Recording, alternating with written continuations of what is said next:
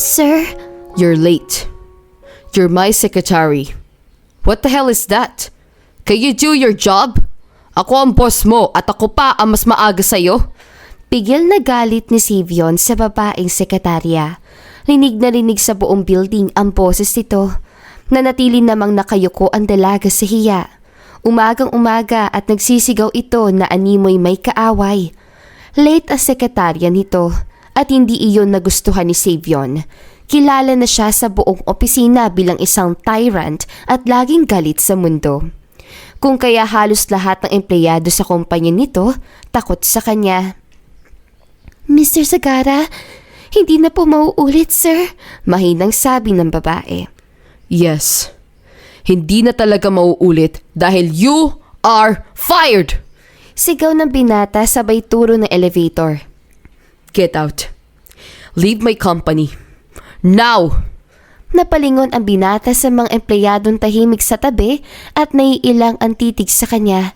Tumalikod ang binata at padabog na isinara ang pinto ng opisina. Pasalagpak siyang naupo sa swivel chair at marahas sa kinuha ang cellphone na nasa mesa. Hello? Get me a new secretary.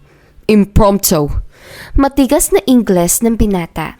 Nanginginig naman tumugon ang nasa kabilang linya. Kaagad na pinatay ang tawag at inihagis ang binata ang cellphone sa mesa. Marahang hinilot ang noo sa dismaya. Muling tumunog ang cellphone ng binata. Hindi na sana nito papansinin pa ang tawag kung hindi lamang ubod ng kulit ang caller. Marahas niyang kinuha ang cellphone at malalim na napabuntong hininga na makita ang caller ID. Ano? Walang ganang tanong ng binata sa kabilang linya. Dude, lumabas ka rin dyan sa kumpanya mo. Gimik tayo mamaya. Ani nang nasa kabilang linya. Marahas sa bumuntong hininga si Savion. Pwede ba, Lance? Huwag ngayon. Busy ako. Hindi ka busy, pare. Huwag mo akong lokohin. Style mo bulok. Sunduin kita mamaya dyan. At hindi ako aalis hanggang sa hindi ka kasama. Okay? Very good. Bye! Hindi pa man nakakasagot ang binata ay kaagad na naputol ang tawag. Isang marahas sa buntong hininga na lamang ang nagawa ni Savion habang nakatitig sa screen ng cellphone. Binabad ng binata ang buong atensyon sa mga papeles na kailangan niyang pirmahan at aprubahan.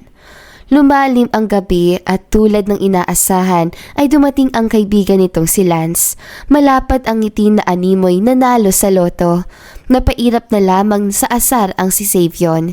Kahit na ayaw siya sa bawat ayon ng kaibigan ay walang kawala kung ito na ang pupunta sa kanya. Yo, pare ko! Boses iyon ni Lance, kararating lamang. Napasandal ito sa dorm frame. Anong ngiting yan? Naasar na tanong ni Savion sa kaibigan. Ngiting susunduin ka. Princess treatment ang atake mo, pare. Di ka naman babae. Just stand up and let's go. They're all waiting for us. Cliff is dying to see you. Busy ako. Can't you see? Walang ganang sabi ni Savion. Still reason not accepted. Besides bro, lumabas ka naman sa zone na yan. Kaya takot ang mga empleyado mo sa'yo. Bukod sa bitter ka na nga, wala pang puso. Those are boring stuff. Hoy dude, anong boring? Lumapit ito sa binata at hinila ang kamay upang piliting tumayo. Halika na, at maging tao ka naman minsan. Minsan ka na nga lang huminga, hindi mo pa magawa. And for Pete's sake, your company will survive without you for just tonight. Come on! Marahas na bumuntong hininga si Savion bago sa pilitan tumayo at tumango-tango. Okay, fine. Let's go. Yun! Tumalon-talon ang binata na animoy na bigyan ng candy. Hinila siya nito patungong elevator pababa sa basement kung nasaan ang parking lot ng kumpanya. Hindi mahilig sa makisocialize si Savion at wala siyang balak sumubok man. Kilala na siya sa pagiging distant, especially sa pagpapasok ng ibang tao sa buhay niya, maliban sa mga kaibigan nito. Dumating sila sa isang mamahaling bar na pagmamayari ng isa sa kaibigan ni Savion. Sa isang VIP sa itaas ang pwesto nila. Maingay at puno ng mga kilalang personalidad ang nasa bar. Nagkakasayahan. Finally, ang prinsesa ng ating barkada. Nangaasar na sabi ni Clifford, isa sa kaibigan ni Savion. Inabot nito sa binata ang isang bote ng beer na kaagad naman tinanggap nito. Salamat. Salamat naman dude at tapadpad ka rin dito. Alam mo bang pang-10 invitation na namin to sa'yo? Humahalakak na sabi ni Leon sa binata. Masama lamang ang titig ni Savion nang pumaling sa mga kaibigan. Nilagok niyang diretso ang beer na nasa bote at marahang napalakas ang pagkalapag nito sa mesa. Nga pala, balita namin. Si Santa ang sekretary mo kanina. Natatawang sabi ni Clifford. Oh, tell us about it. Nakangising sabi ni Leon. Itong kumag. Tumawag sa akin kanina at nagsabi na kailangan ng bago sekretary. At alam ko kaagad na si Bak na ang newly hired sekretary niya. Hindi pa man tumagal na 1 buwan man lang. Ani ni Lance na may ngisi pa sa labi. Napipiko na lamang na natawa si Savion dahil sa mga pang-aasar na tawa ng kanyang mga kaibigan. So, saan ka hahanap niyan, Lance? Natatawan tanong ni Clifford. Nagkibit balikat ito at umiling. Nagsabi na ako sa HR at kung sakali, sana makahanap agad at ang hindi ako ang pupulbusin ni Sagara ng kaartihan niya. Dapat talaga sa unggoy na to, hanapan ng girlfriend na hindi tayo napaperwiso. Lalo na ako. Ang sabihin mo, unggoy, reklamador ka. Singit ni Savion, umirap lamang ito sa binata. Si Savion naman ay napangiting umiling, lalo na at nakuha niyang maaasar ang kaibigan. Well, you better find me a new secretary before next week. I have business trip and I need an assistant for organizing my schedules and things to do. Eh kung hindi mo sinita ang sekretary mo, hindi ako may stress sa maghanap. Sa tingin mo mapupulot lang ng basta ang pinahanap mo? Dude, that's your 4th secretary this month. Goodness! Sagot ni Lance. They can't keep up with me. Depensa nito. Push. I'll handle it anyway. May candidates na ako for your secretary. Minapili na rin ako kanina at possible bukas ang interview ng HR. Then, dadaan sa akin tapos sa'yo. Ani ni Lance. Nag-thumbs up lamang ang binata at nagpakalunod sa alak. Pasado 12:00 nang siya ay umuwi. Kaagad na napasalgalpak sa kama at nakatulog na mahimbing. Samantalang hindi naman maiguhit ang pagmumukha ni Eileen Dandra habang nasa gitna ng tirik na araw. Nakailampasan na siya ng requirements upang makahanap ng trabaho at halos puro puno o di kaya tatawagan na lamang siya sa susunod kung nais na ma-interview. Kagagaling niya lamang sa Sagara Incorporation na naghahanap ng urgent secretary at pinapabalik siya bukas para makilala ang magi-interview sa kanila.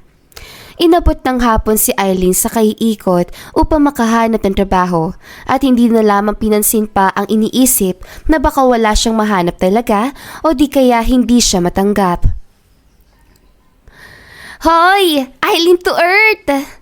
Napaigtad na lamang si Eileen nang marinig ang boses ng kaibigan si Joy na nakatitig sa kanya na ubod ng taray. Bakit? Nakasimangot na tanong ng dalaga. Kanina pa ako nagtatanong kung paano ang paghahanap mo ng trabaho. Ano? Meron na ba? Yung isa, babalik raw ako bukas. Yung isa naman, tatawagan ako. Ay, hewan. Na kung babae ka, tapos nag-resign ka sa karinderya, paano ang renta mo kay Madam Violet niyan? Malay mo. Matagap ako, di ba? Manifesting na lang sa interview bukas. At saka, ano ba naman kung di matanggap? Di balik kay Aling Cynthia sa karinderya. Nasayangan lang ako sa bachelor degree ko tapos di nagamit. Malalim naman bumuntong hininga ang kaibigan ni Eileen. Ngumiti lamang ang dalaga at nagpaalam na magtutungo na sa silid upang makapagpahinga. Kinabukasan ay maagang nag-ayos si Eileen, kabado at hindi na mapakali. Iniisip na niya kung paano at ano ang magiging sagot niya sa mga tanong. Bahagyang nanginginig ang kamay ni Eileen habang pababa sa tricycle ng sinakyan. Napalunok siya at di inaasahang natalisod pa sa sobrang kaba. Laging clumsy siya sa tuwing kabado o nahihiya, kaya minsan kahit anong ingat niya, kung ninenervyos siya, palmak ang pag-iingat niya dahil sadyang may mangyayari at mangyayari sa kanya. Kung hindi natalisod, ay mahulog ang mga dala o basa ito ng tubig o di kaya madapa siya. Bago pa man siya makita ng iba ay umayos na siya ng tayo. Diretso naglakad at pagkuway nabundol niya ang dulo ng railings sa pathway na daanan para sa mga tao. Napipiko na lamang ngumiti si Eileen na makitang nakatitig ang security sa kanya. Nakayuko tuloy siyang pumasok sa loob ng building. Nagtanong siya sa front desk at tinungo ang floor na sinabi ng babaeng nakausap. Pagkarating niya roon ay isang lalaki ang nakaupo sa gitna ng HR. Good morning po. Ako po si Eileen Dandra, pagpapakilala ng dalaga. Yes, we know. So, nabasa na ni Mr. Sagara ang profiles mo at first time mo ito as a graduate sa course mo? Wala kang other experience? Tanong ng babae. Cashier po ako sa isang karinderya. Sagot ni Eileen. Cashier? Ulit ng lalaki na sa gitna ng HR. Opo, sir. So never been late? Dedicated sa trabaho? Tanong muli ng lalaki. Yes po. Kahit saan trabaho po ako ilagay, lagi ko pong ginagawa ang best ko, sir. At always on time po ako sa pagpasok. Okay. Ani ng lalaki. So, Mr. Sagara? Ani ng babae. Kabado namang napatingin si Eileen sa lalaki. Hinala na niyang ito ang CEO. Mabait ang postura ng muka at mukhang hindi ubod na sungit. Miss Dandra, you're hired. Permidong sabi ng lalaki. Lalaki ang mata ng dalaga sa narinig. Hindi siya makapaniwalang napatingin sa kaharap. Ngumiti ang HR upang kumpirmahin ang sinabi ng lalaki. What do you mean tanggap na po ako? Totoo po ba? May trabaho na ako? Tanggap po talaga ako? Halos pasigaw na wika ni Eileen sa HR at sa lalaki matapos itong sabihin na napili ang dalaga bilang sekretary ng CEO. Nais niya malaman kung totoo nga. Yes, Miss Dandra. Tanggap na po kayo sa trabaho. Bukas po kayo magsisimula. Kaya niyo po ba? Kailangan po ni Mr. Sagara ng sekretary bago pa man matapos ang linggong ito. Naku po, walang problema. Kahit ngayon pa po ako magsimula. Excited na po ako. Tuwang-tuwa si Eileen na animoy isang batang nabigyan ng candy. But, Mr. Sagara wants a secretary na hindi tamad at reklamador. Pagsabat ng HR kay Eileen. Okay po, walang problema. Nagmarch siyang lumabas sa silid na matanda. Salamat po, sir. Kayo po pa ang boss ko?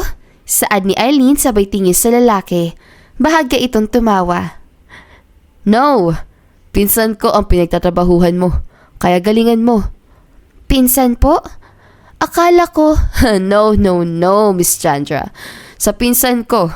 Kaya paalala ko sa iyo. Don't disappoint me, please. I had enough for this month. Kota na ako magpapalit-palit sa sekretary na nasesasante. Piki ang pinsan ko kaya galingan mo. Napalunok si Eileen sa huling sinabi ng lalaki bago ito pagmasta na maglakad paalis sa floor building kung nasaan sila. Kinabukasan ay malapad ang mga ngiting bumalik sa opisina si Eileen Fernandez. Puno ng confidence ang muka at halos hindi mawala ang matamis na ngiti na animoy isang uri ng gayuma sa mga makakita. Sa sobrang excited pa nga niya kanina ay nadapa pa siya palabas ng apartment. Good morning po. Ako po ang bago sekretary ni Mr. Sagara. Itatanong ko lang po sana kung saan pong floor ang opisina niya para mapuntahan ko po siya, ma'am. Tanong ni Eileen sa babaeng nakasalubong. Top floor ng building ang opisina ni Mr. Sagara. Makikita mo naman sa button sa elevator ang pinaka-top floor. Pindutin mo yon at dadalhin ka na nun sa opisina ng CEO. Tumango-tango ang dalaga at naglakad ng madali patungo sa elevator.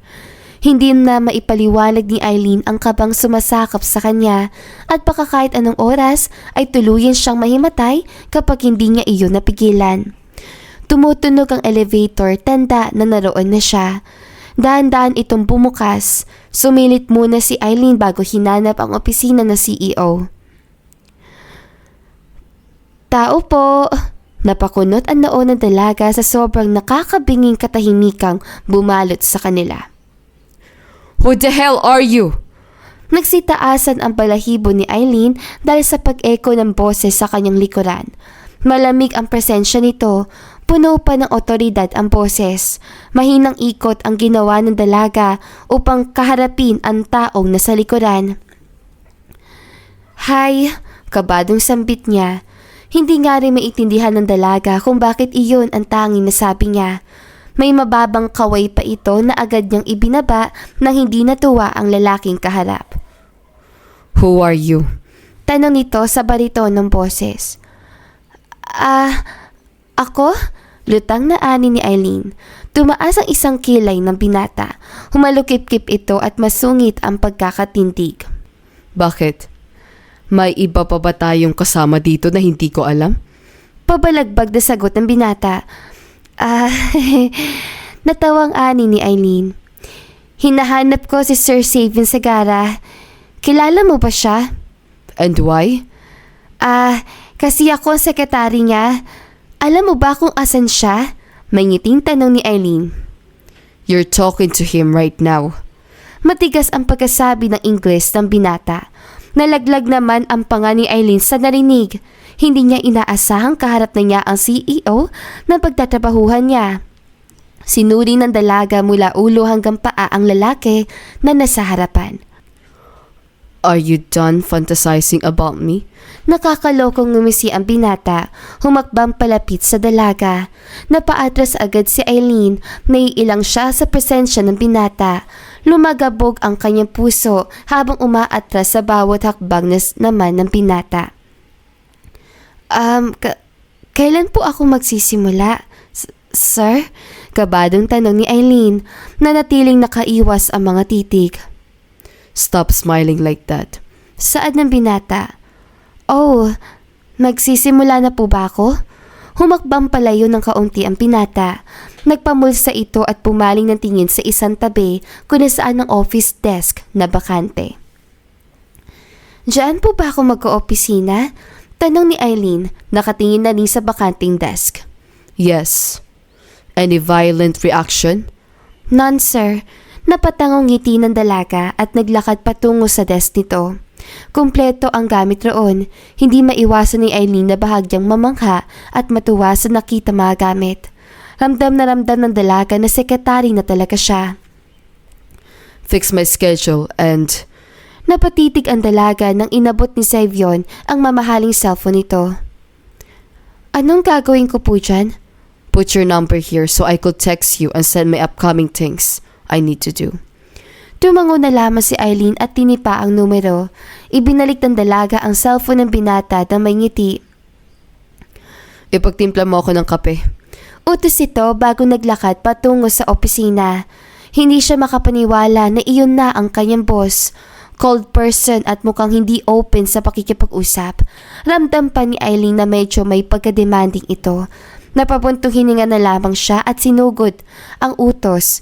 Ngunit bago pa siya makatimpla ng kape, hindi niya alam kung saan ang pantry o cafeteria ng building.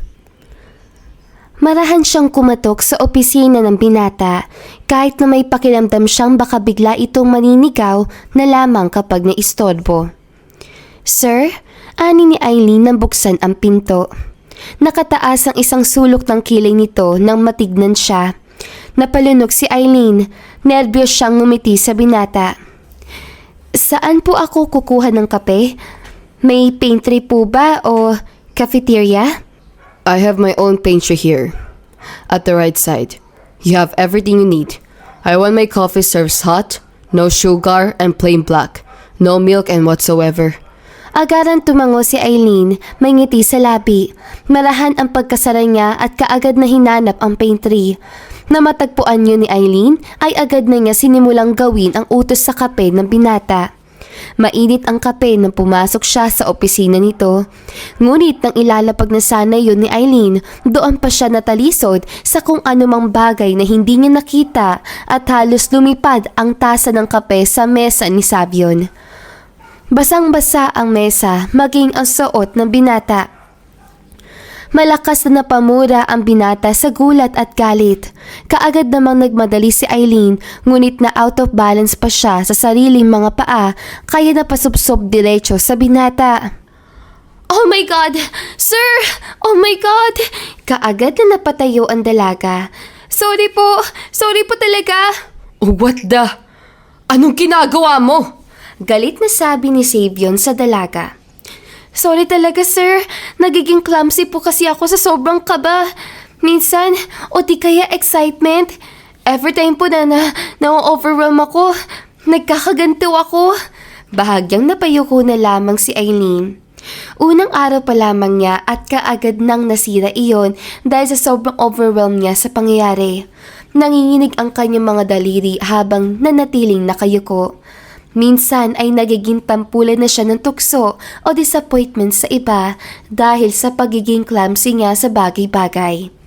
Hinanda na ni Eileen ang sariling masesante at madismaya ang taong nag-hire sa kanya. Ilang minutong katahimikan bago isang malalim na paghugot ng hininga ang narinig ni Eileen. Hindi magawang matapos ang binata ang nais sabihin. Just get out. Out, now. Tumango-tango na lamang si Eileen at nakayukong lumabas sa opisina ni Savion. Binuksan na lamang ng dalaga ang PC at sinimulang ayusin ang schedule nitong nakaimprinta sa bond paper. Habang si Savion naman hindi maintindihan kung bakit ganun na lamang ang pag-urong ng kanyang dila sa dalaga. Imbes magalit siya, hindi niya nagawa. Sa unang pagkakataon, isang babae ang nagpatiklop sa kanyang matalim na dila. Napakuhan na lamang siya ng tissue at pinunasan ang napasang parte ng kanyang suit na suot. Hindi niya magawang magalit na dati pa niyang ginagawa sa kanyang mga naunang sekretary. Kaya nga walang tumagal sa kanya dahil sa ugaling hindi kayang pantayan ng iba. Ngunit sa kanyang bago sekretary, doon pa siya natiklop na magalit. Napako ang kanyang tingin sa mesa ng dalaga. Abala ito sa ginagawang pagtitipa sa monitor ng kanyang PC. Seryoso sa pagtatrabaho, hindi maiwasan ni Savion na pagmastad ang pisngi nito bagamat nakatagilid ito sa kanya. Eileen Dandra. Mahinang sambit ni Savion sa pangalan ng dalaga na animoy nilalasahan ito sa kanyang dila. Tila ba may parte sa binata na nais niya makilala rin ang dalaga sa paraang hindi niya maipaliwanag. Ito ang kanilang unang pagkikita, ngunit kung umasta ang kanyang puso ay tila nais itong makalapit sa dalaga. Marahas ang pagbuntong hininga ni Savion at dinampot ang cellphone na nasa mesa upang tawagan ang kaibigan at pinsan niyang si Lance. Ilang beses pang nagring ang tawag bago iyon nasagot. Ang ingay mo naman, Savion. Reklamo nito sa bagong gising na boses. I meet my secretary. Panimula ni Savion sa tawag. Oh, ngayon, ano na naman? Huwag mo sasabihin na sinisante mo na naman, Savion Sagar. Pare naman, mamamatay ako sa'yo sa konsumi eh. Hindi ako mamamatay sa asawa ko sa'yo, no? Shut up. Hindi ko sinisante, okay? Hindi. Nandoon siya, nagtatrabaho ngayon sa desk niya. I have something to ask for you. Huwag kang overacting. Wala pa nga ako sinasabi eh. Oh God, ang sarap ng tulog ko. Napasobra kaya kami ni Miss kagabi, tapos ikaw abala ka sa buhay pag-aasawa ko. Reklamo ni Lance sa parang inaway ng binata. Psh! Mamaya na yung lambingan nyo. Nakakadiri kayo. Unahin mo ang iuutos ko. Bitter ka lang, Sagara. Ang kape mo na lang asukal, dagdagan pa ng kabitaran mo. Ewan ko na lang kung magka-love life ka pa sa lagay na yan. Dude, seryoso. Gusto mo bang i-blind date na lang kita para makahanap ka ng babaeng pakakasalan mo? O, ano ba? Hindi ba babae ang gusto mo? What the? Anong pinagsasabi mo, Lance? For Pete's sake, just shut up! I want my secretary's information. As in, whole information. Oh, dahil... Akala ko ba sa akin lang yun? Damn, this man. Ako ang nangangailangan sa kanya at kailangan ko malaman kung sino ang hinire mo. Just send it to my email or forward me the file. Just give it, man. Now! Pasinghal ng sabi ni Savion. Pikod na siya sa pinsan niya. Alam naman niyang may asawa ni ito at masaya sa buhay na pinagyayabangan nito palagi. Pero sadyang wala ng panahon si Savion sa love life at mas importante sa binata ang kumpanya nitong hinalilan matapos bumaba ng kanyang ama at piniling mamuhay sa ibang bansa kasama ang kanyang ina. I already sent it, Sagara. Pwede na ba? At curious ako, bakit sa lahat ng naging sekretary mo, si Eileen lang ang hiningan mo ng files mula sa akin? Something fishy. Does my cousin... Shut up, Lance. Gusto ko lang malaman. Kaagad na pinoto ni Savion ang kung ano pa mang sasabihin ng pinsan. Dude, wag ako. Magpinsan tayo. Lumaki sa isang bahay. At please lang, Savion, sa lahat ng lokohin mo, wag ako. So, tell me why. Lalo siyang niinis.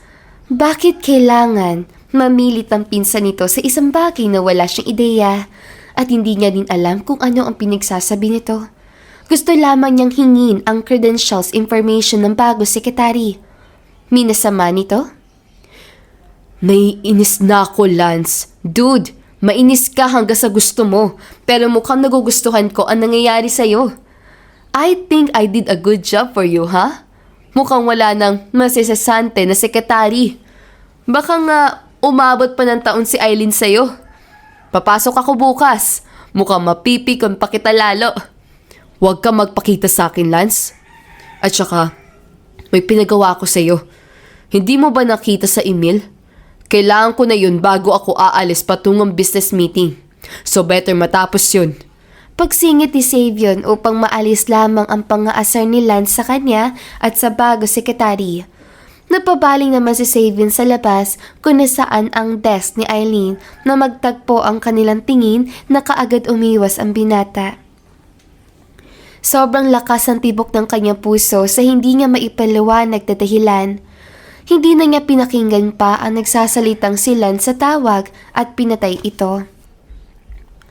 Ramdam ni Savion na tila ba unti-unting nakakrak ang pader na matagal niyang binuo laban sa pag-ibig. Sa sobrang lalim ng kanyang iniisip ay hindi niya namalayang nakatayo na sa kanyang harapan si Eileen, nahihiya pa rin ang postura.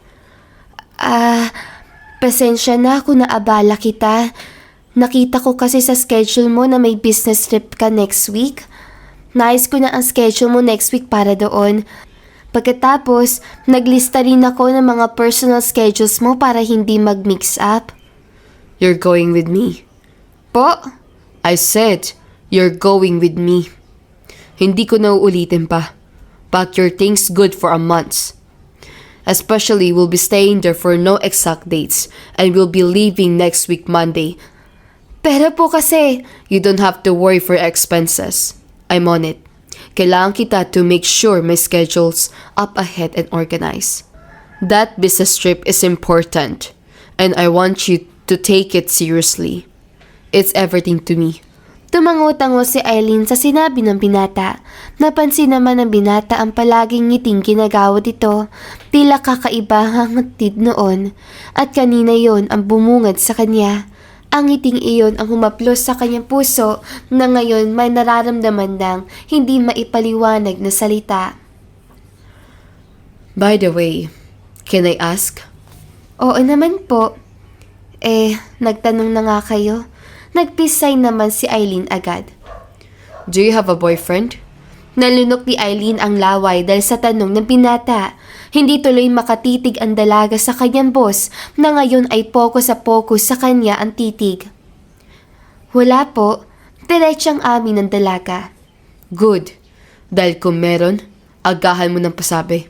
Baka kung anong isipin. Pero dahil wala, I'm glad to hear it.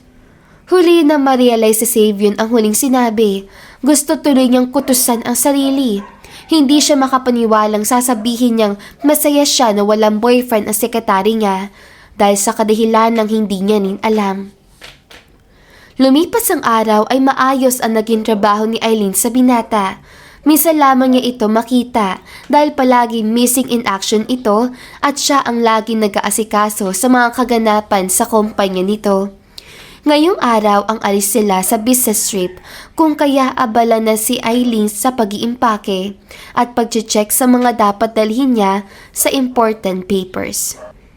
Sigurado ka na ba dyan? Alam mo ngayon mo lang nakilala yung sagara na yan. Paano kung hindi pala totoo ang business trip na yan? May pag-aalala na saad ng kaibigan ni Eileen. Bahagya na lamang natawa ang dalaga sa astad ni Joy. Kagabi pa ito kung ano-anong sinasabi at hindi makapaniwala si Eileen sa mga pinagsasabi nito. Sobrang concern ito sa kanya na animoy parang ina na niya. Joy, okay lang. At saka, legit ang business trip. Mabait naman ang boss ko. Hindi nga ako inimik nun kung di kailangan. Tsaka, takot sa tao, ubod na sungit pa. Kaya no worries, walang mangyayari. Nagpout si Joy sa dalaga na ikinatuwa nito. Ilang weeks ba raw? Depende. Matagal-tagal raw ang convention ng event. Kaya baka 2 months or weeks. Si Mr. Sagara naman na rin ang bahala sa akin as long as magawa ko ang lahat ng kailangan niya para sa smooth schedules. Mas kailangan niya ako ngayon dahil big time raw ang mga pupunta sa events ng business trip na iyon. I'll be there organizing and doing my job as your secretary. Nothing more. Oh, basta, dalhan mo ako ng pasalubong, Anong pasalubong? Pogi CEO na umiikting ang panga. Malapad ang ngiti nito sa labi. Napasimangot naman si Eileen dahil sinabi ng kaibigan. Tinapos niya na lamang ang pag-iimpake at binato sa kaibigan ang unan na nakapatong sa kanyang hita. Mag-iingat ka roon, Eileen, ha? Pasalubong ko dapat, meron. Kundi, huwag kang uuwi kung wala. Natatawang ani ni Joy kay Eileen. Napailing na lamang si Eileen sa kaibigang si Joy bago hinila ang dalawang luggage. Palabas pa lamang ang dalaga ng isang sasakyan ang huminto sa kanilang harapan ng kaibigan. Bumaba ang bintana nito at bumungad ang mukha ng binata. Napakurap-kurap pa sa gulat ang dalaga dahil hindi siya makapaniwalang nasa harapan niya si Savion. Sir? Get in. Put your things at the back. Wala na sinayang na oras si Eileen at kaagad na sumunod. Lihim naman siyang inasan ng kaibigan na pilit na lamang niyang isinasantabi upang hindi mapansin ng kanyang boss ang kanilang lihim na usapan. Sir, curious lang po ako. Panimula ni Eileen na makapasok sa sasakyan. To what? Paano niyo po nalaman ng address ko? Miss Dandra, I'm your boss. Besides, I asked my cousin Lance. I'm sure you met him. He was the one who hired you. Ah, yung gwapong kasama ng HR. Opo, naalala ko siya. Mabait siya compare sa inyo. Ay, mali. Tanging nasabi ni Eileen nang napansing masama na ang titig ni Savin sa kanya. You'll be leaving using my private plane. Gusto ko makapagpahinga habang nasa biyahe. Saad ng binata bago pinoko sa daan ang tingin. Dumating sila sa airport at kaagad na sumalubong sa kanila ang staffs na naghihintay na sa kanilang pagdating. Tahimik sa buong biyahe si Eileen. Abala lamang ang kanyang mga mata sa pagre-recheck ng schedule ng binata. Malalim siyang napabuntong hininga at pasinting binalingan ng tingin ang tulog na si Savion. Lumapag ang eroplanong tahimik ang dalawa at walang may nais na magsalita. Hindi rin umiimik si Eileen, lalo na at seryoso ang tingin nito na animoy may malalim na iniisip. Kinabukasan ay naiwang walang ideya ang dalaga si Eileen sa kung saan man nagsuot ang kanyang boss. Makatanggap siya ng text mula dito na maghanda mamayang gabi para sa event at hindi na nasundan pa. Sumapit ang gabi at isang simpleng dress ang suot ni Eileen habang hinihintay sa labas ang resort ang binata.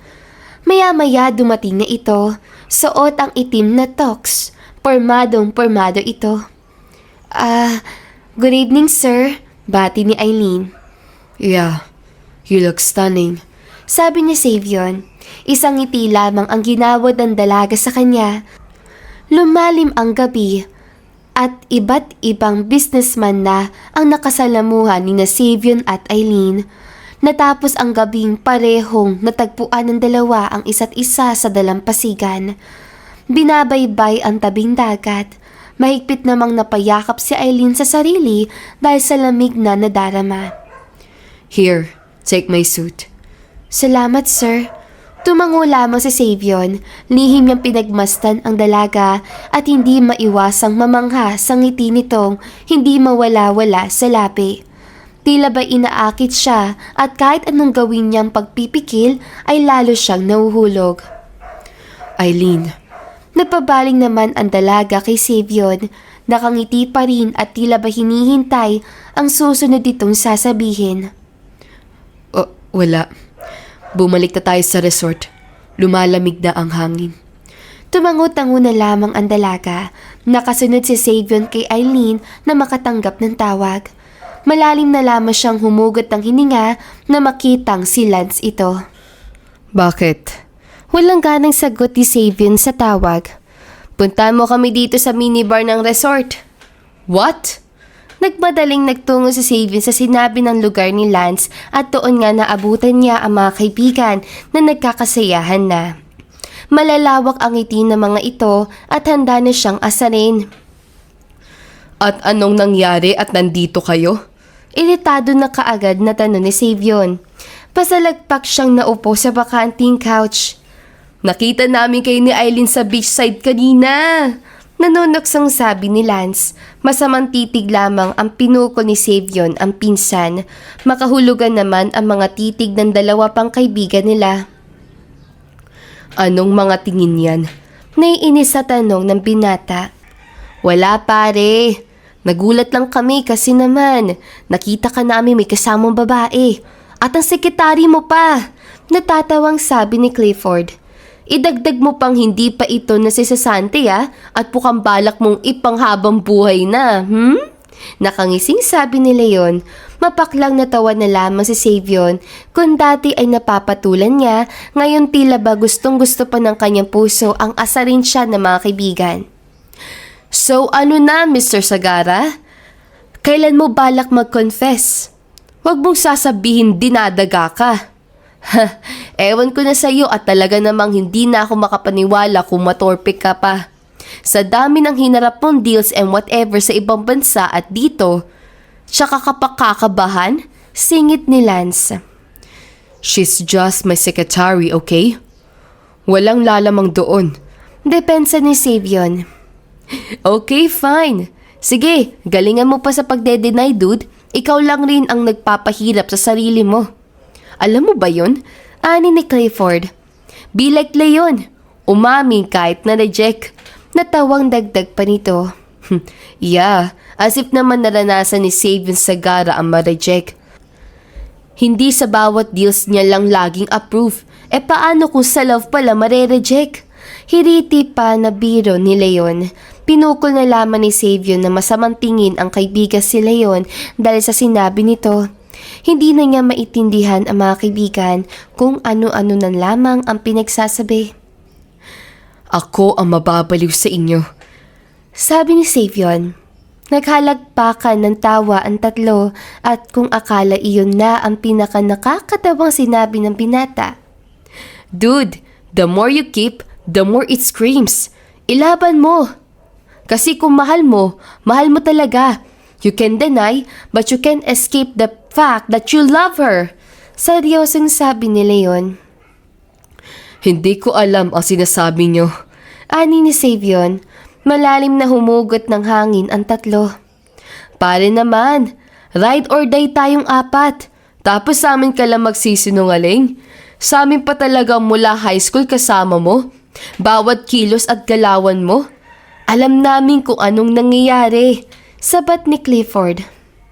At I'm here, cousin. Taas kamay ni Lance sa tabi. Magpinsan tayo. Magkasama na mula bata pa tayo. Tapos lolokohin mo din ako?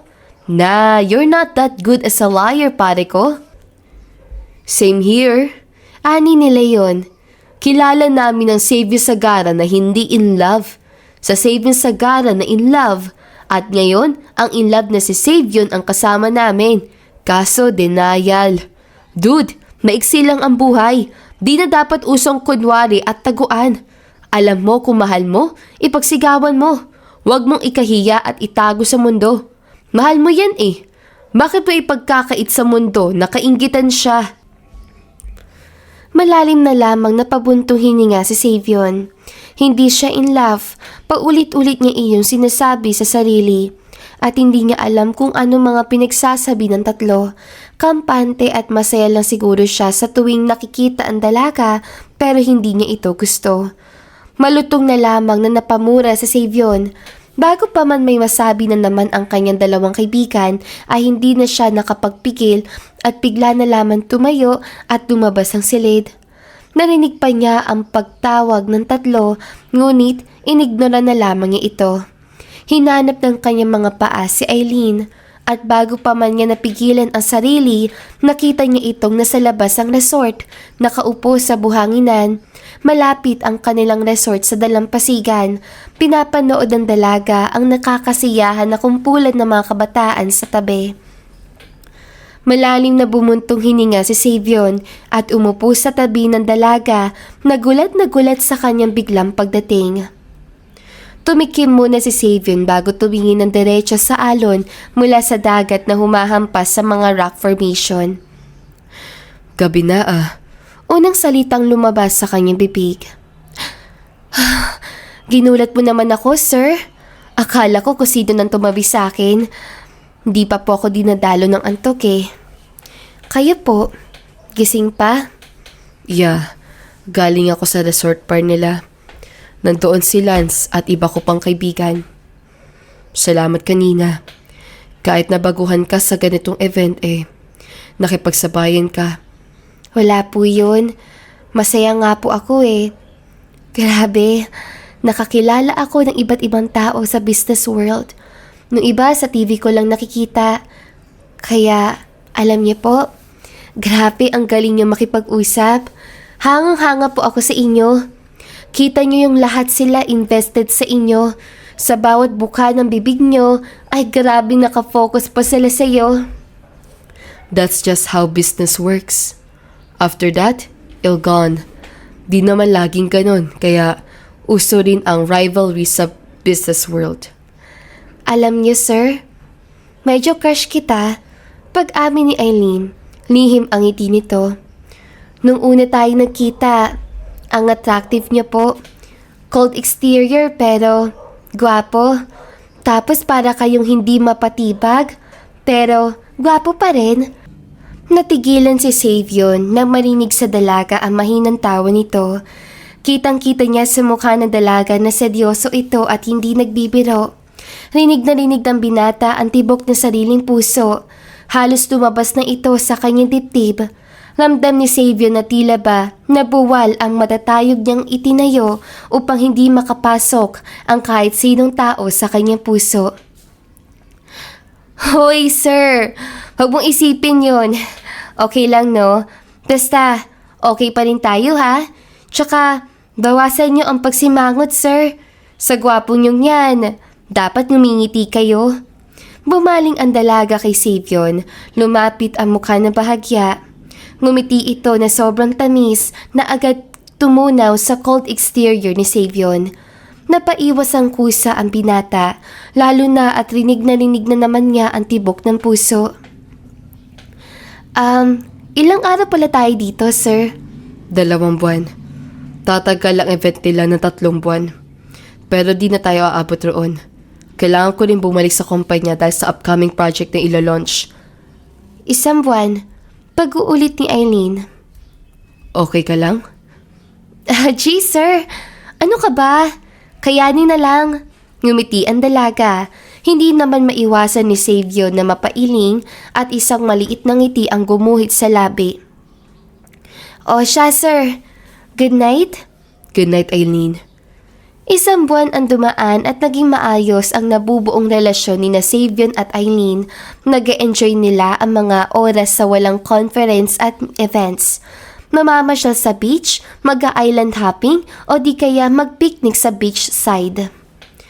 Eileen, Biglang sulpot ni Xavier sa likod ni Eileen na nakatanaw sa mga nagkakasiyahan na tao sa beach. Halos mahulog ang puso ng dalaga sa gulat na maninig ang pamilyar.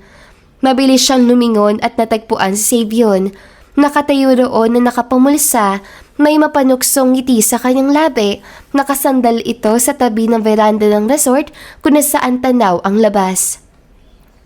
Napasinghap si Eileen. Sir?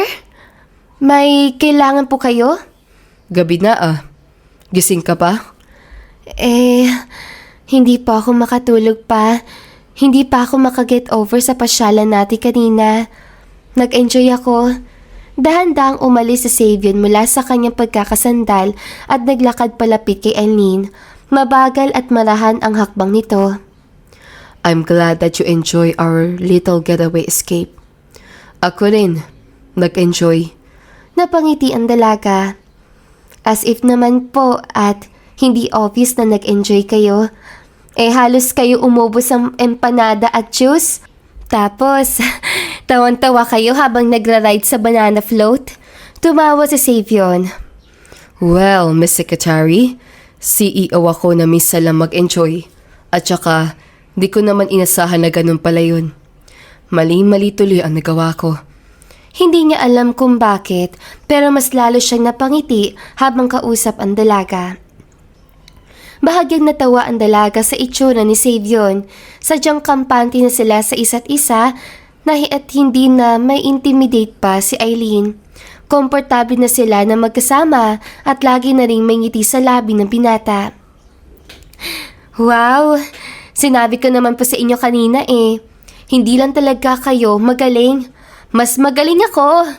Diro ni Eileen. Mabilis na tumawa si Xavier sa sinabi ng dalaga. Hindi siya makapaniwalang sa wakas, may babae na rin kaya siyang mapangiti, mapatawa at makomportable. Talaga ba? Natalo kita sa arcade game natin kahapon. Mas magaling ako. Nangaasar na sabat ni Xavier. Mas magaling talaga ako kesa sa'yo. Humagikik lamang ng tawa ang dalaga. Umirap ito sa binata na kung dati mga simpleng bagay ay ikaiinis na dito, ngayon mas minamahal pa niya. Seryoso ako, Sagara. Mas magaling ako. Ngunit imbes na mainis, tinaas lamang ni Xavier ang kanyang kilay at biglang kiniliti si Eileen. Kaagad na natatawang pinipigilan siya ng dalaga. Sagara ha?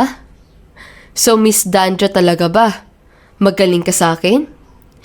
Xavier! Ano pa? Nakikiliti ako!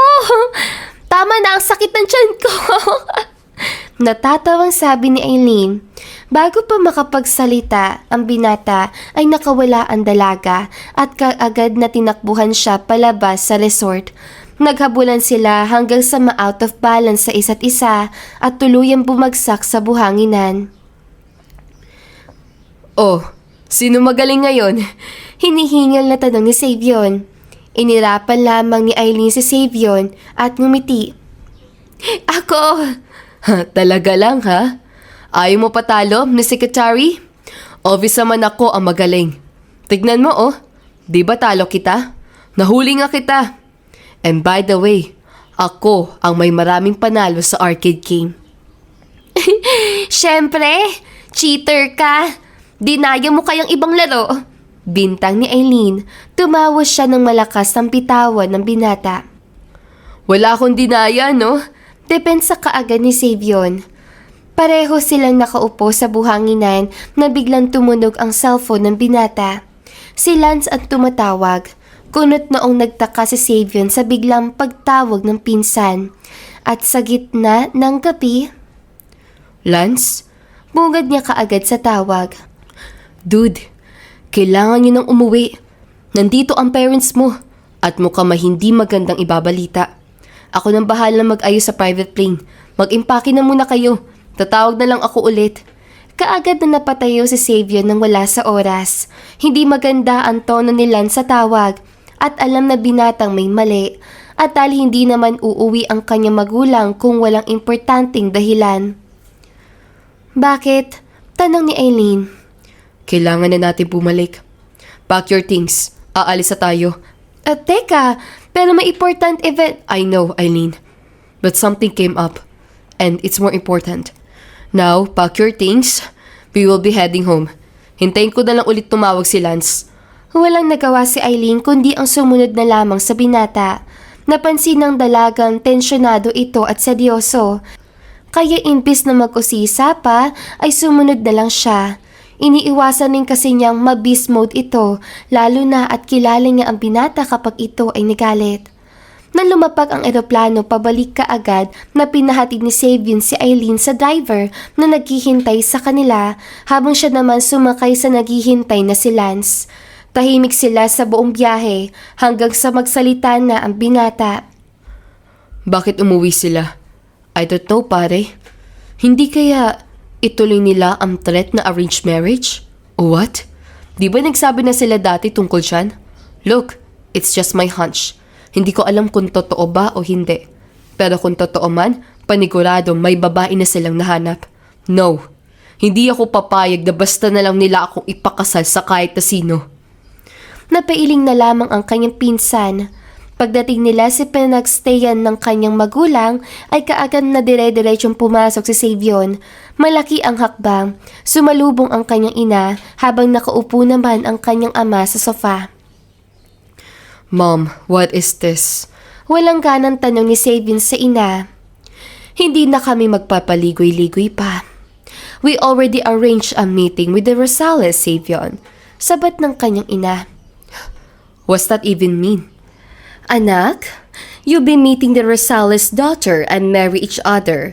Gusto ka naman ni Samantha at wala ring problema sa pamilya niya. Sa amin naman ang daddy mo, wala rin. Kaya naisip namin na magkaisa para sa kasal ninyo. What? Halos umalingaw-ngaw sa buong silid ang boses si Savion. Hindi siya makapaniwalang ipapakasal siya sa isang babae. Sa ibang babaeng hindi pa niya gusto. Hindi siya papayag lalo na at may mahal siyang iba. Hindi siya magpapatali sa isang kasalan na wala namang lamang, kundi puro kasinungalingan at walang pagmamahal. Nanikip ang kamao ni Savion habang pilit na kinokontrol ang galit na unti-unting umaakyat sa kanyang dibdib. Ramdam niya ang bigat ng bawat salitang binitiwan ng kanyang mga magulang. No! Mariing sagot niya, puno ng determinasyon. Hindi ako papayag. Savion. Mahinahong tawag ng kanyang ama, ngunit may bigat ang tono. This is not just about you. This is about the company. About our family name. About control. Balik ni Savion, mapait ang tawa. Hindi pa kayo napapagod na idikta ang buhay ko? Tumayo ang kanyang ina, inayos ang postura na tila na sa isang business meeting. Anak, matagal na namin pinag-isipan ito. Strategic ang marriage na ito. Nagbe-benefit ang kumpanya. Magiging stable ang future mo. My future? Tumaas ang boses si Savion. You mean the future you want for me? The company is doing fine, Mom. Maayos ang kumpanya sa pangangalaga ko. I don't need anyone to uplift it more. Saglit na katahimikan ang bumalot sa sala. Nakakabingi ito. Hindi pwedeng ang gusto nyo ang masunod. I have the right to disagree. Diretsa ang sabi ni Savion. Napatigil ang kanyang ina. Ano? I said, Hindi na siya nag-atubiling ulitin. at hindi ako papakasal sa babaeng hindi ko mahal. Nagkatinginan ang kanyang mga magulang. Samantha is a nice woman. Wala ka nang hahanapin pa. Ano bang gusto mo? Tanong ng kanyang ama, Hindi agad sumagot si Savion. Sa isip niya, bumungad ang imahe ni Eileen. Ang ngiting kanyang tunawin ang galit niya. Ang presensyang kayang pabilisan ang tibok ng kanyang puso. Ngunit alam niyang sa sandaling banggitin niya ang pangalan ng dalaga, magiging komplikado ang lahat. Ni hindi pa nga siya umamin at mas pinipili niyang i-deny ang lahat ng nararamdaman para sa dalaga. Hindi mahalaga kung sino siya, Dad. I'm fine with myself. Maayos ang kumpanya without anyone's help on it. Kayang tumayo ng kumpanya natin sa kamay ko. Saad niya sa wakas. Ang mahalaga, hindi ako papayag sa arranged marriage na yan. Savion, Mas tumigas ang boses ng kanyang ama. your lolo is expecting us. Then break it, Malabig niyang sagot. because I won't show up. Savion, anak, let's be realistic. Sabat muli ng kanyang ina. You're almost 30 and you've been prioritizing your career over your personal life. Hindi na kita pipiliti kung ayaw mo. But if you refuse, wala kaming choice ang papa mo kundi lumapit sa lola mo. Mom, this is not fair. Hindi ako magpapakasal dahil lang nagpaiwan ako ng panahon. Mariing pinigil ni Savion ang kanyang inis at galit. Ang unfair nito. Anya, tiimbaga ang titig ni Savion sa magulang na natili naman tahimik sa tabi ang kanyang pinsang si Lance. Pasensya na, tito at tita. Hindi ko po intensyon na sumabat pero baka pwede naman pong ibigay na lang kay Savion ang desisyon na yan. Sumabat si Lance sa may casual na boses. Hindi po sa nangingialam ako pero kilala ko naman po yung pinsan ko. Napabaling si Savion kay Lance. Mom, hindi ako magpapakasal sa kahit sino lang. Hindi rin kami papayag na hindi ka magpakasal. Sige, we'll give you the will to choose your bride. Gusto ko sa susunod na araw may maipresenta ka na. What? Hindi makapaniwalang tanong ni Savion. Hindi niya alam kung saan hahanap ng bride. Sino na mga hablutin niya para lang di mapakasal sa babaeng gusto ng parents niya? You got to be kidding me. No, we're not. Kagaya na sabi ng mom mo, maghihintay kami, Savion. Kapag walang nangyari, matutuloy ang kasal ninyo ni Samantha. Pagsabat ng ama naman ngayon ni Savion. Hindi makapaniwalang napasubsob sa sariling palad ang binata. Tumayo ang kanya magulang at tumabas ang silid. Iniwan siyang gulong-gulo. Hindi siya magpapakasal lalo na at may iba siyang gusto. Hoy Sagara, ano plano mo? Tanong ni Lance. I don't know. Hindi ako papayag na magpakasal sa iba. Hindi ko naman gusto o mahal yan. But I know someone that you want. Kumunot ang noo ni Savio ng pagmasdan ang pisan. Naguguluhan na nga siya sa nangyayari. Daragdag pa ito. Anong pinagsasabi mo? Isang ngiti na kiniinasan lalo ni Savion ang lumitaw sa labi ni Lance. Simple. You need bride. You know who your heart wants. Come on, Sagara. Hindi mo kailangang i-deny yan ng panghabang buhay na lang, okay? Alam ko mahal mo si Eileen. Kitang-kita ko yun sa kilos mo. Sa mga mata mo. So parang awa mo na. Kung gusto mo, ipaglaban mo. And what if? Tsaka na yan. Hindi mo malalaman ang sagot kung hindi ka susubok. Kaya sige na. Kailangan natin maunahan ng parents mong hindi matuloy ang inyo ni Samantha. Anong? Well, nagpakasal kayo sa simbahan. Impromptu. Ako nang bahala sa papel. Tatawagan ko si Clifford at Leon. Isasama ko na rin ang mga asawa namin para sa witness. Kami nang bahala sa lahat. I will text the address of the church. Basta dumating ka doon kasama ang bride mo. Hindi na nag-aksaya pa ng oras si Savion at kaagad na tumakbo palabas ng building. Halos patalunin na niya ang sasakyan na makarating lamang sa apartment ni Eileen. Sunod-sunod kaagad ang katok ni Savion na kaagad naman binuksan nang nagtatakang sa Eileen. Savion? Eileen, God knows how much I want to say this. And right now, I had to. Hindi na ako makapagtiis pa. Dinedenay ko ng paulit-ulit sa sarili ko, pero ngayon hindi na. Hinding-hindi. Kasi alam ko, sa tuwing idedenay ko, mas lalo lang lumalim pa. Ha? Teka, No, hear me out. I'm falling hard. Mahal kita, Aileen. Mahal na mahal. Natakot ako. Takot na takot akong aminin kasi hindi ko pa naramdaman ito sa kahit na kanino. joke po ba yan? Umiling si Savion. Hindi ako magbibiro ng ganito. Ngayon lang ako nakaramdam ng pagmamahal at may minamahal. Ang saya pala. Malalim na napabuntong hininga si Aileen. Urgent confession talaga? Pero sa totoo niyan, noong crush lang kita, sir. Hanggang sa silently. Minahal na kita. Pero syempre, hindi ko inamin kasi naman. Baka i-reject mo ko. Ayoko masaktan. Kaya tinago ko na lang. Napasinghap sa gulat si Aileen dahil sa biglang paghila ng binata sa kanya, payakap. Dinig na dinig niya ang naguunahang tibok ng kanilang puso. Aileen, ang sagot ko, bakit tayo umuwi ng maaga? Dumating ang parents ko. Gusto nilang ipakasal ako sa iba to maintain our company status and also for me. Pero ayoko dahil hindi ikaw ang bride. Kumala sa pagkakayakap si Aileen. Kaya ka ba nandito? Kasi last na nating kita? Kaya ka umamin? No. Nandito ako dahil nandito ang gusto kong pakasalan. Ikaw yun. Gusto kong unahan sila na ipakasal ako. Mom gave an ultimatum to present my chosen bride. Pero di ko yung gagawin nang hindi masiguradong ikaw yun. At gusto kapag nakilala mo sila, wala na silang magagawa kundi tanggapin ang kasal natin. Hindi ba magagalit sila? O ayawan nila ako? Marriage is sacred to us. Importante sa amin ang kasal.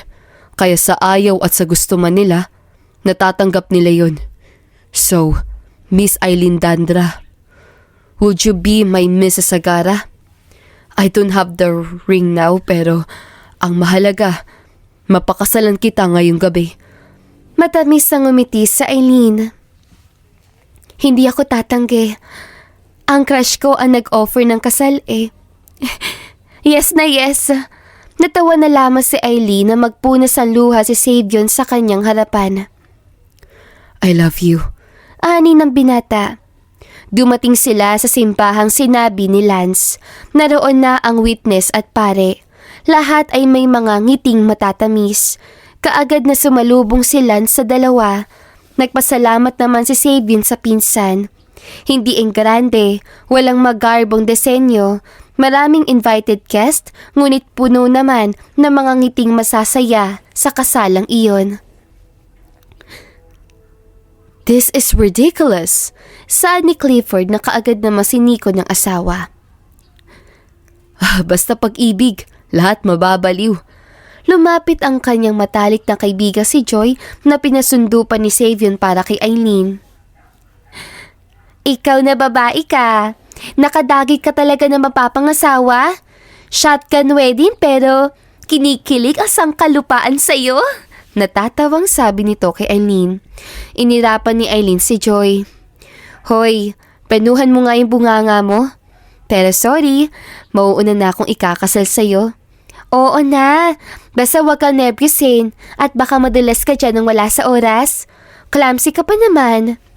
Dumating na ang pare at agad ding sinimulan ang seremonya. Naglakad muna patungo sa altar ang lahat. Nang si Aileen na ay unti-unting nagbago ang takbo ng oras para sa dalaga.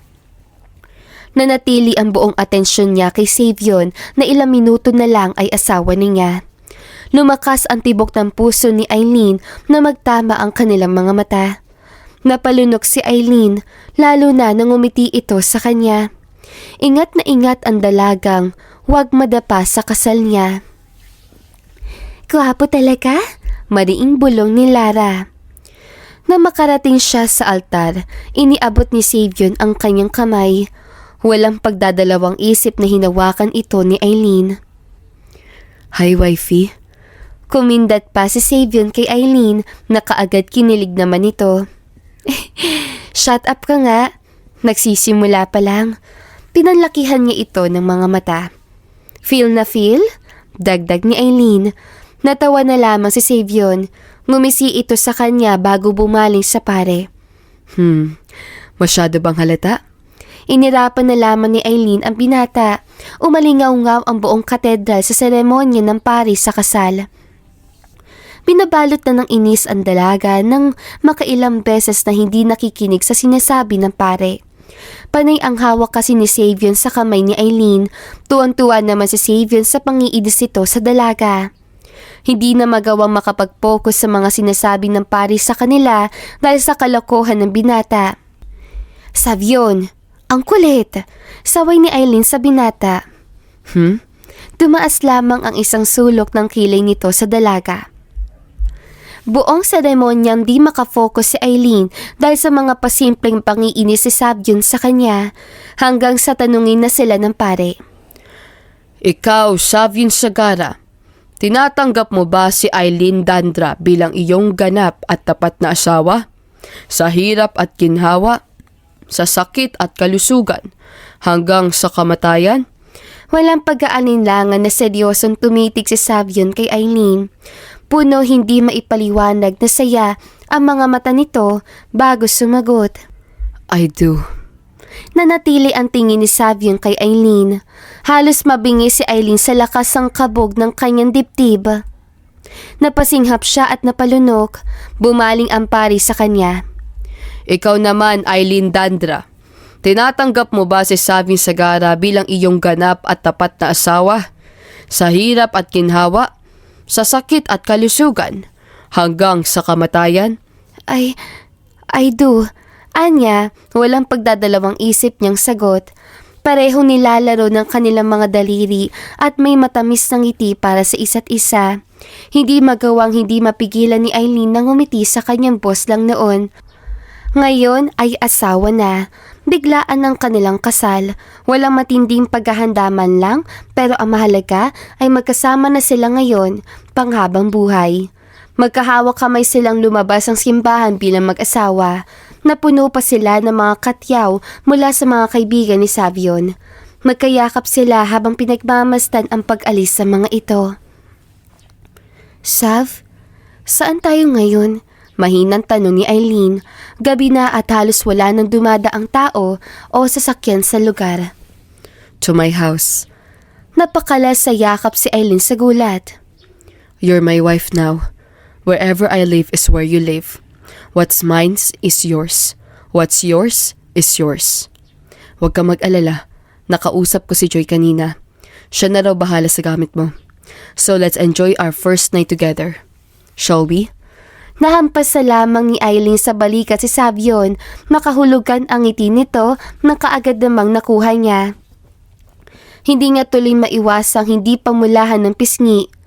Sa buong biyahe nila, puro na lamang pangiinis at pagkapikon si Eileen. Hindi niya inaasahang punong-puno pala ng ganoon ang kanyang asawa. Hindi tuloy maiwasan ni Eileen na magtaka kung totoo ba talaga ang kasal na iyon o isa lamang sa mga biro upang maialis ng magulang ni Savion ang usapan sa arranged marriage. Sav, may itatanong sana ako? Sure. Kasi naisip ko, legal pa ang kasal natin?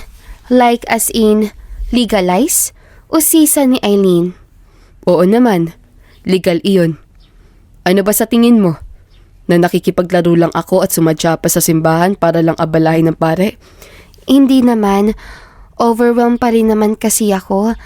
Nag-confess ka tapos biglang kasalan na agad. Sinong hindi magugulat? Plus, nagsinabi ka pang issue mo sa parents mo dahil gusto ka nilang ipakasal sa ibang babae. Mrs. Sagara, everything is legal. The wedding is legal. At walang magagawa ang pamilya ko kung ayaw nila sa atin. Sila ang mag-adjust, hindi tayo. Hindi pa tayo sa inyo uuwi? E di makikita kami ng parents mo. No, I live on my own. Walang bahay ang parents ko dito dahil nag-migrate na sila sa Canada for good last year. Tapos bumalik sila dahil mukhang hiniling na lolo ko pag uwi nila. Oh, mabuti naman kasi hindi ko pa alam ano sasabihin ko sa mama mo. Baka bigla niya sabihin, 10 milyon, layuan mo lang ang anak ko. Mahal kita, pero kung mamimili ako sa pagitan nun, baka yung pera na lang. Pero kung dodoblehin mo, aba, sayo ko sasama, no? Natatawang sabi ni Eileen. Isang malakas na lamang na tawa ang nasagot ni Sabyon.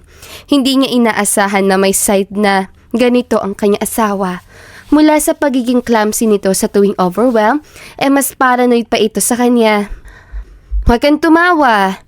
Siyempre, pera na yun. Sino bang tatanggi sa pera? O, diba? Wala. Napairap na lamang si Eileen sa asawa. Buong gabing naglambingan ang dalawa na makauwi. Na mag-umaga ay sabay silang nagluto sa kusina na makatanggap ng text si Sabyon mula sa kanyang ina. Urgent na magkita sila ngayong araw mismo. Nagpaalam na muna siya sa kanyang asawa upang magtungo sa pinagstayhan ng mga ito. Nang dumating siya roon ay nandoon na rin si Lance. Ano? Nagbago na ba ang isip mo? Pumungad kaagad yon sa kanya mula sa ama. I'm married, Dad, Mom. Anya, halos malaglag ang mga panga ng magulang ni Sabyon sa narinig. Hindi sila makapaniwala. Anong pinagsasabi mong bata ka? Hindi makapaniwalang tanong ng kanyang ina. Mabilis ang paghinga nito na animoy aatakihin sa kanyang balita. Do I have to repeat it? Kasal na ako. Ulit ni Sabyon at sa pagkakataong ito, itinaas niya kung nasaan ang daliling may singsing. Nang hinang napadaustos ang kanyang ama mula sa pagkakaupo, habang si Lance naman ay lihim na natawa. Ang ina naman ni Sabyon ay napatangan na lamang sa gulat. To whom? Ani ng ina ni Sabyon. The woman I love and choose. The company will stand on its own, Mom, Dad. I can uplift it with my own hard work. Hindi natin kailangan ng connection and whatever para lang magstay iyon. Mananatili ang kumpanya natin. At gusto ko, ako ang mamimili sa pakakasalan ko. Dahil inunahan niyo ko, di nauna ako magpakasal na lang. Paano? I help him, tita, tito. Singit ni Lance. Tumayo pa ito at proud na proud. You what? Oh my God! Tangi na sambit ng ina ni Sabyon. Tahimik naman ang ama ni Sabyon. Tila ba pinoproseso ang narinig mula sa kanilang anak. Hindi nila inaasahan na ganon ang maririnig mula sa kanilang anak. We want to meet her, Sabyon. Bakit mo tinago? You could just tell us that you love someone, kaya kami nakipag-partnership sa Rosales para makapagpakasal ka na rin. At ngayon mo lang sasabihin na may minamahal ka na? Gusto namin siya makilala. Ani ng ina ni Sabyon. Ano? I'm confused. Ngumiti ang kanyang ina. Tumayo naman ang ama niyang nakaupo. We want to meet our daughter-in-law, son, and to plan a grand wedding and the honeymoon. Sabat ng kanyang ama. Napatangan na lamang si Sabyon. Bumaling pa siya kay Lance na nagkibit-balikat na rin. Hindi kayo galit o tutol? Ani ni Sabyon. Malakas na lamang na natawa ang ina ni Sabyon. Hindi, no? Bakit naman kami tutol sa inyo? Gusto ko na nga namin magsettle tulad ng pinsan mo, kaya kami napilitang pumayag sa arranged marriage. Malalim na napabuntong hininga si Sabyon. Hindi inaasahan ang narinig mula sa kanyang magulang. Buong akala niya magagalit ang mga ito. Tutol, ngunit mali siya. Naghanda pa naman siya na sasabihing buong usapan kung sakaling hindi sila payagan. We want to meet her, Savvy. Nasaan siya? Tanong ng kanyang ina, walang bahid na kaplastikan noon. Nasa bahay ko. Binahay mo na? We really need to meet her, Savyon. Sabat ng kanyang ama. Dalhin mo siya mamayang hapunan. Maghahanda ako, Savyon. Saad ng ginang. Isang malalim na paghugot ng hininga ang ginawa ni Savyon at tumango sa ina. Ramdam naman niyang walang ibang balak na masama ito at bukas sa loob nilang gustong makilala si Eileen. Okay, Mom. I'll bring her tonight. Pagpayag niya. Isang ngiti ang ginawad ng ginang kay Savion, bagamat alam niyang walang planong paghiwalayin sila ng magulang niya, kabado pa rin si Savion. Hindi naman inaasahan ni Eileen ang maririnig mula sa asawa nang bumalik ito. Nais siyang makilala ng magulang nito. Ngayong gabi, sa sobrang gulat pa niya, kamuntik na siyang masugatan ng kutsilyo nang marinig ang balita.